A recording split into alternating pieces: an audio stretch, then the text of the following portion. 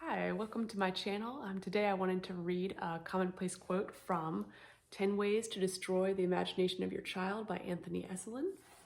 So this is from Method 9, Distract the Child with the Shallow and Unreal, or The Kingdom of Noise.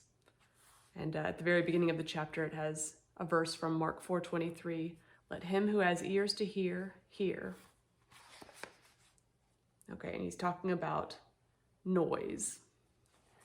So he says, there is in such an encounter between a child and someone else, someone who has dwelled in a world other than his own and maybe far bigger than his own, something akin to silence and listening and peace. Therefore, we want to ensure that such encounters never happen, or that the child will be such as it will never occur to him that such an encounter could happen. We want him to regard other people as noise, so we will make sure that other people are noise. When I go to the sprawling shopping slot for groceries and roll my cart full of food the mile and a half to the counter, I may trade a pleasant word with the person at the checkout, but that's all. She performs a function for me, I perform a function for the store. The encounter is brief and efficient. That is the way it has to be, given the proletarian life to which we aspire. So, let us see how we can ensure that the child will grow up taking it as normal that other people will simply be the operators of impersonal functions.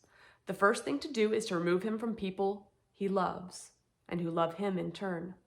I cannot stress too much the wisdom of replacing the relationship of mother and child with that of worker and client. The mother is a world of mystery. She loves, she does all kinds of interesting things throughout the house. She sings, she reads, she loses her temper.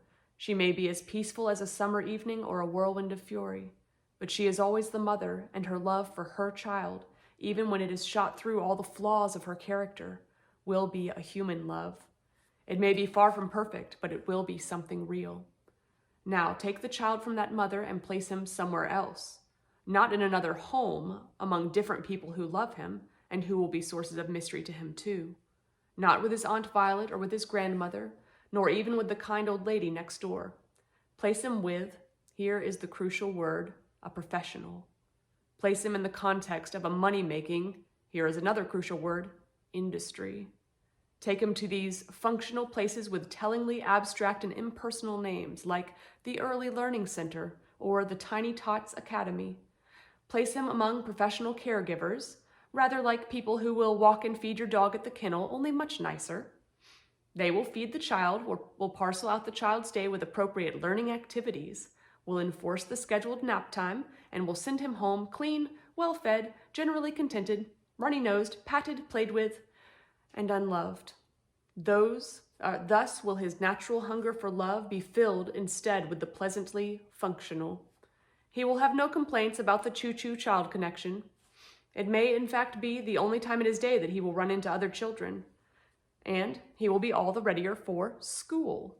Not only because he will be able to say his ABCs, he will be ready to see himself and everyone else in the school as ciphers in an institution built to serve a certain function.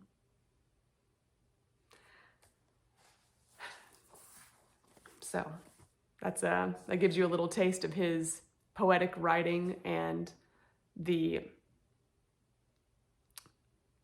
irony in his writing, and how it reveals some of the traps that we fall into in our society, how we